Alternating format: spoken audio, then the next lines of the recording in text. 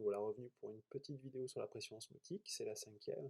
Elle est très similaire à celle qu'on a fait juste avant sur les sels non hydrosolubles, sauf que cette fois-ci, en fait, le sel il va être soluble dans l'eau, donc ça va rajouter des espèces et complexifier un tout petit peu la situation. Allez, on passe tout de suite sur la tablette. Donc dans cette vidéo, on va faire un petit peu le même genre d'application que dans la précédente. Donc on va déterminer des pressions osmotiques, mais cette fois-ci, on va mettre des objets qui sont hydrosolubles et qui peuvent se dissocier en solution. Donc ça va un petit peu complexifier par rapport à ce qu'on a fait jusqu'avant. Donc les prérequis, c'est tout ce qu'on a vu jusque-là, et toujours pareil, savoir faire un tableau d'avancement. Donc j'ai mis un soluté dans le compartiment A, sauf qu'ici, j'ai mis un soluté qui est soluble, donc ça va être par exemple un acide faible. Hein. Donc, l'exemple typique d'acide faible qu'on peut mettre dans l'eau, ça va être l'acide acétique. Hein. Par exemple, l'acide acétique. Donc si je mets de l'acide acétique dans l'eau, a priori j'ai CH3COH, mais j'ai aussi CH3CO-, puisqu'il se dissocie en partie, et j'ai aussi H+, puisque je suis en milieu acide.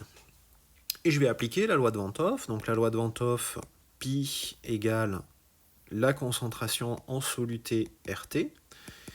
Et ici, c'est comme dans la vidéo précédente, ici, ça c'est bien la concentration en soluté, avec soluté au pluriel.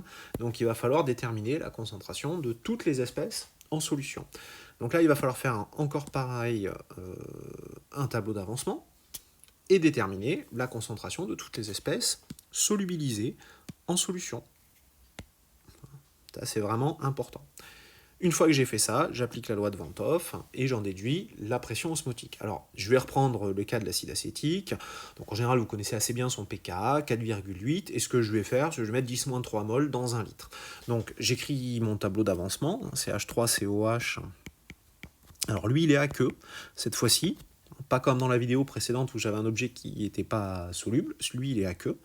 Donc, je le mets dans l'eau. J'ai CH3CO-, aqueux, et H+, aqueux. Alors bon, mettez H3 au plus si vous voulez, hein, mais voilà, moi je l'écris comme ça. Donc si je fais un tableau d'avancement en concentration, j'ai mis une certaine quantité Ca, donc la concentration en acide au départ, et à l'équilibre, donc j'ai Ca1 moins alpha, avec alpha le taux de dissociation. Ici je vais avoir Ca alpha et Ca alpha. Une fois que j'ai fait ça, il y a quand même une chose que j'ai un petit peu mis sous le tapis, c'est j'ai des H+, donc j'ai aussi des HO-. Est-ce que je dois les considérer? Alors en fait, je vais montrer qu'il y en a très très très peu. Comment je vais faire? Je vais utiliser tout simplement la relation qui me permet de calculer le pH. Hein. Le pH de ma solution, il est à peu près égal, c'est une solution d'acide faible. Ça, c'est à peu près égal à 1,5 de pK moins le log décimal de la concentration en acide. Donc vous faites la petite application numérique avec Ca qui vaut 10-3 molaires et vous trouvez 3,9. Donc en gros, admettons que ce soit même 4, ça vous donne une concentration en H+, qui vaut 10-4 molaires, donc une concentration en OH- qui vaut 10-10. Donc vous avez une concentration en OH- qui est très très faible devant la concentration des autres espèces ici en solution, qui est de l'ordre de 10-3, 10-4 molaires. Donc les ions OH-, je vais les négliger dans mon calcul. Donc il faut que je calcule la concentration en espèces solubilisées. Donc mon C2 ici, il vaut, donc on a dit la concentration en acide, Ca1 alpha, plus la concentration en base conjuguée, donc Ca alpha, plus la concentration en H+, donc Ca alpha. Donc vous mettez tout ça ensemble et ça vous donne 1 plus alpha. Alors la question maintenant c'est que vaut alpha, hein. Donc ça je vais le calculer à l'aide du Ka. Donc j'exprime le Ka, donc Ka c'est 10 puissance moins 4,8 et donc c'est les activités des produits, donc ça va être les concentrations, divisées par l'activité du réactif, ici, la concentration de l'acide. Donc ça va me donner, je vais avoir un Ca, alpha carré sur 1 moins alpha. Alors en toute rigueur, il faudrait mettre sur C0, comme ceci.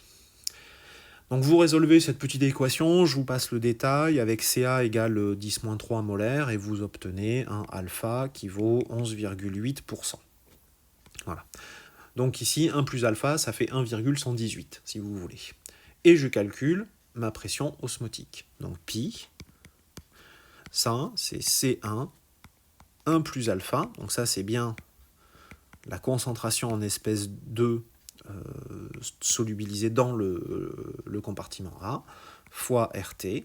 Donc ça c'est 10-3, donc C1 c'est 10-3 molaires, sauf qu'il ne faut pas oublier de multiplier par 10 puissance 3 facteur de conversion pour passer des moles par litre au mol par mètre cube, attention à ne pas l'oublier, fois 1,118, ça c'est 1 plus alpha, fois 8,314, fois 298. D'où vous obtenez l'expression de la pression osmotique, 3, 10-2 bar.